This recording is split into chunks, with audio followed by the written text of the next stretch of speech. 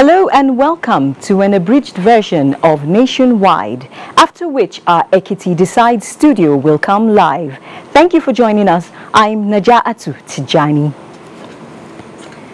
The federal government and the International Fund for Agricultural Development have partnered to boost production and processing of cassava and rice for local and international markets. This is coming as a multi-purpose cassava processing center has been established in Niger State. Musa Baba Aliu has more. Niger is among the cassava producing states in Nigeria, though adding value and processing have been the major challenges facing farmers. Malama Ramatu Usman is among the major cassava processors in Local Goma in Wushishi local government area of the state. She said they adopted a local and cruel method to process the cassava, but marketing is another major challenge. But the intervention of the International Fund for Agricultural Development, IFAD, is assisting Malama Ramatu, the teeming youth, and other women who are into cassava production in 5 local government areas of the state. One of such intervention is this multipurpose cassava processing center. The site of this project has been deliberately selected to facilitate the production and the business of cassava for these our farmers. We don't want this program to go the way the others before had gone. We want it to be sustained. We are not asking for money thereafter. Niger State government says it will continue to pay its counterpart fund as it appealed for the inclusion of 2 additional local government in the IFAD support program. Malama Ramatu and other beneficiaries of the project are optimistic that the cassava processing center will further boost their production and in turn multiply their income. Now, local Goma cassava processors can package and brown their processed gari and sell at the niche markets. From Local Goma in Wushishi local government area of Niger State, Musa Baba Aliyu, NTA News.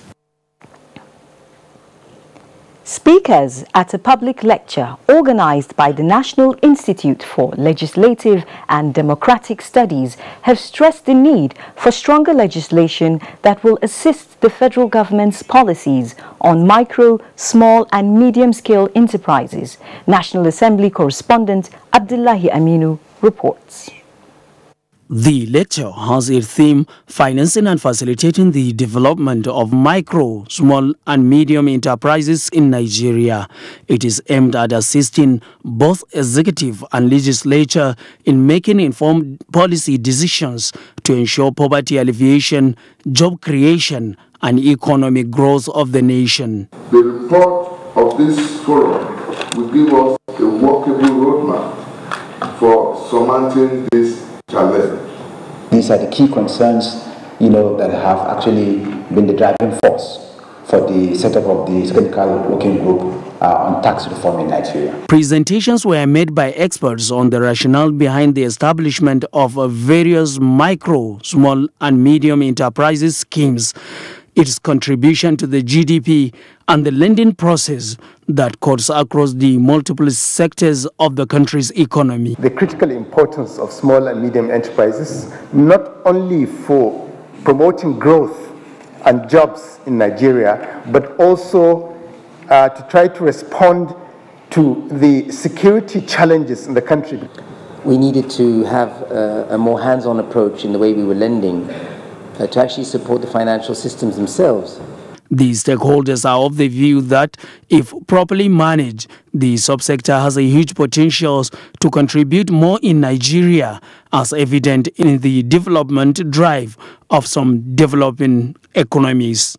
From the National Assembly, Abdullahi Aminu, NTA News. The federal government will be well repositioned to achieve its policies on economic recovery and growth plan if priority attention is given to the technological institutions in Nigeria. This was a concern at a public hearing by the Senate Committee on Tertiary Institutions Establishment Bills. National Assembly correspondent Kenneth Nanim reports. One pertinent point underscored at the public hearing is that no federal institution has ever been established at Kaltungo, Gombe State, Lantan, Plateau State, Kwale, Delta State, and Auchi, Edo State, where the City University of Technology is being proposed. A University of Technology would need solid minerals to do research, experiment, and create jobs. We want and plead that we should have a technology, an institute of technology in the southern zone, in line with our vision to develop this country. Considering the provisions of the bills, contributors pointed to abundant human and natural resources already available in the areas as added advantage to enhance job creation, industrialization, and economic viability for nation building when the bills are finally passed. This town that we want to site the Polytechnic produces 35,000 barrels per day. And throughout, when you are hearing that pipelines are being broken, Ndokwa Nation remain peaceful. Lantan is centrally placed and is accessible from all Nigeria by road and by air. The committee pledged to do a thorough job on the bills, ensuring that public views will be adequately considered in their report. The expansion of these federal polytechnics and University of Technology will create more access to higher technical education and help in producing the desired manpower and expertise the country needs for development and technological advancement. All the contributors to these establishment bills supported it, raising strong points that it will correct educational imbalances in these areas to reflect federal character. Kenneth Nanim, NTA News. Thank you, Kenneth. Now, an executive bill for a law to extend the years of service for teachers in Adamawa State from 35 to 40 years is underway. Rayanu Bala reports that Governor Muhammad Umar Jibrila made the assertion while interacting with principals of secondary schools across the state as part of his government's deliberate attempt at boosting their morale for better services. The interactive session, first of its kind in Adamawa State, provided the opportunity for teachers to freely put to the government some of the challenges in their respective schools for necessary intervention.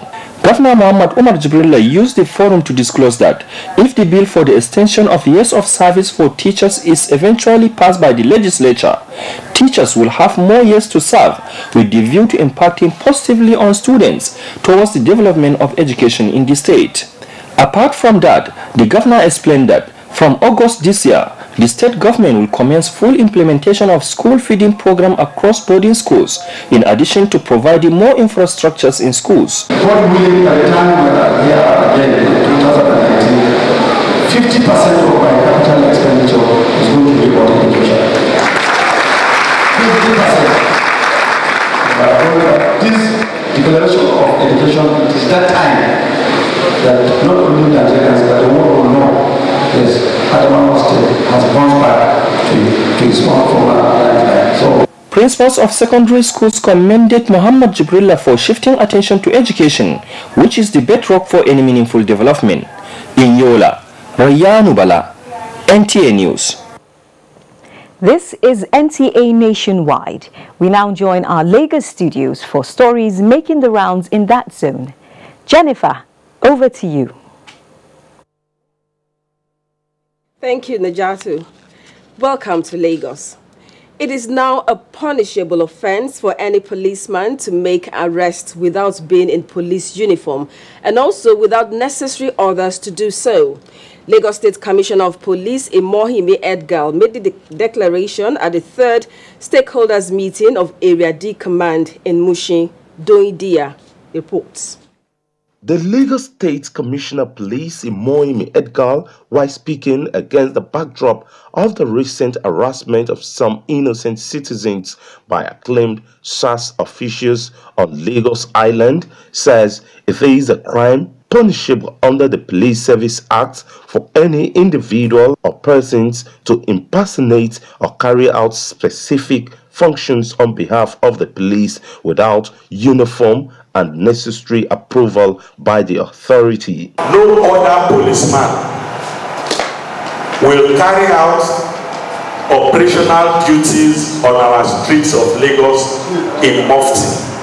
The community will not partner with us if they believe that we are a bunch of irresponsible policemen. Is that also? That is why I'm telling our people that we must clean our house. The meeting, which allows for cross-fertilization of ideas and suggestions, was also used to address some of the pressing security issues around the area D command. Policing cannot be done by the officers alone.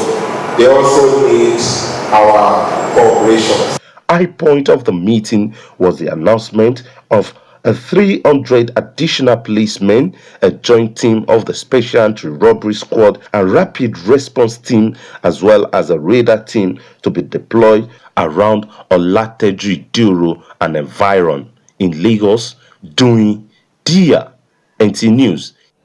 An intelligence counter-narcotic operation to monitor the movement of drugs between Nigeria and Ghana has commenced. The exercise, which has the badge of the United Nations Office on Drugs and Crime, is focused on eradicating drug trafficking and the activities of transnational crime groups. Joy Ken Abakoya reports on the early outcome of Operation so far, as revealed by stakeholders at a media briefing in Lagos. The United Nations Office on Drugs and Crime Project, response to drugs and related organized crime in Nigeria, for years has been supporting the Nigerian government in its efforts at fighting illegal production of drugs, drug trafficking and abuse. With the rising cases of drug abuse and peddling, especially among teenagers and youths, the UNODC has expanded its dragnet. The body has established a joint operation between the Nigerian and Ghanaian drug law enforcement agencies, codenamed Operation Eagle, to take Nigeria forward in its responses in relation to the trafficking of drugs. Basically pooling resources between both countries, working in partnership towards a common goal. And the common goal is to disrupt criminal networks that operate in both countries. Over the period of 2 months, the intelligence operation has resulted in the arrest of 22 suspects and seizures of large quantities of cocaine, heroin, cannabis, tramadol pills, and $22,000 cash. What we hope and plan to do further is to firm up the relationship to enhance the effectiveness of countering transnational organized crime. Operation Eagle has 129 law enforcement personnel working at land borders and airports across Nigeria and Ghana.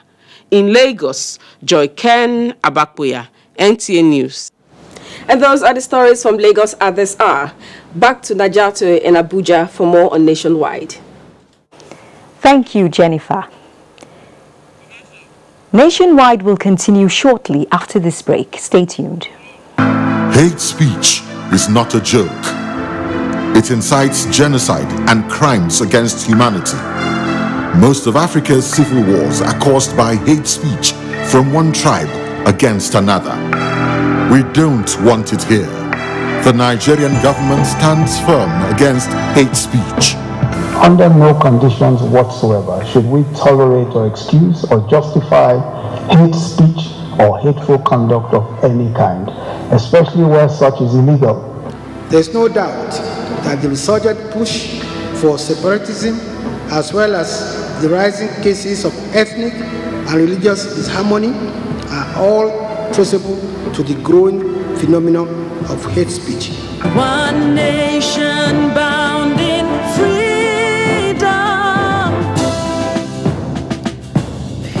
And unity. Nigeria, one nation, one people. This is a public service announcement brought to you by NTA. When you think about hospitality and affordable luxury away from home, then you talk about Sharon Ultimate Hotels, a secured and serene environment that offers kingly services such as 24-hour room service, impeccable security with CCTV surveillance, parking lots, free Wi-Fi internet service, free complimentary breakfast, restaurants that offers continental and local dishes, well-equipped fitness center with instructors, swimming pool, 350 capacity multipurpose hall, laundry service, pastry corner, mini mart, and our suites are breathtaking.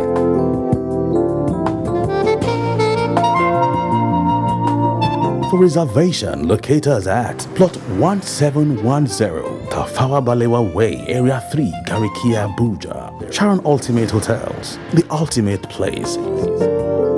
Fake news which is shared for malicious purposes is a danger to our peace and security in Nigeria.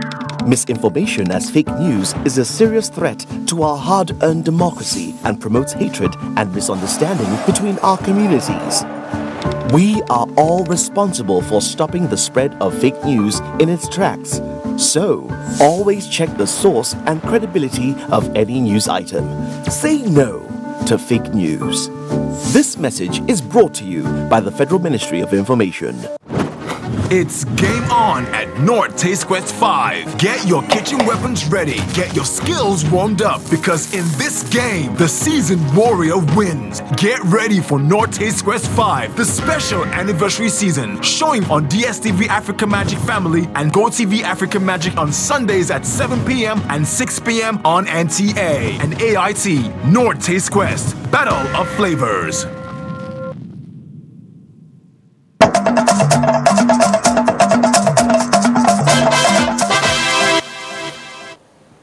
The head of civil service, Winifred Oyoita, has announced that the IPPIS verification exercise for federal government employees will commence on Monday, 16th of July, and is set to be completed within 2 weeks. Oyoita confirmed this during a press conference on Integrated Payroll and Personnel Information System in Abuja. Oyeyemi Ajayi reports. The Integrated Personnel and Payroll Information System, IPPIS, is one of the federal government's public service reforms initiatives, which started in 2006 to attain transparency, accuracy, safety and reliability in the management of personnel records to curtail excesses in personnel costs. In fulfillment of one of the cardinal principles of introducing IPPIS to block loopholes and discourage corruption, the scheduled verification exercise is to authenticate documents of federal government employees, with each employee presenting himself for screening and scanning of documents into the system. The employees to be verified are those that have completed their update on the online verification portal. The online data update started last year in April 2017, more than 15 months ago. Those who fail to carry out the online update are therefore excluded from this verification exercise. The head of the Civil Service of the Federation, Winifred Oyoita, admonished all employees of the MDAs to cooperate, as failure can lead to data deletion from the federal government employee database. Those of them who have genuine reasons not to have uploaded their data on the portal, there will be a mock-up exercise that will address those issues. As at the end of June 2018, 486 MDAs were enrolled with over 330,820 employees' salaries paid on the IPPIS platform. It is believed that the human resource module will increase productivity and improve transparency within the public service. Employees in all MDAs are expected to do the verification at the date and venue stipulated. In Abuja, Oyeyemi Ajayi, NTA News. Minister of Information and Culture, Lai Mohammed, says the speed at which fake news spreads in the country will be a threat to the nation's democracy and survival if not urgently contained. Speaking on NTA's current affairs program, Good Morning Nigeria, the minister pointed out that fake news has been fueling insecurity and mistrust among Nigerians. So concerned and so worried, even by 2017, that we dedicated an entire National Council on Information meeting in Jos, Plateau State, to examine fake news and hate speeches, because we saw that it was already, people were exploiting our national fault lines and using incendiary issues such as religion and ethnicity to inflame passion.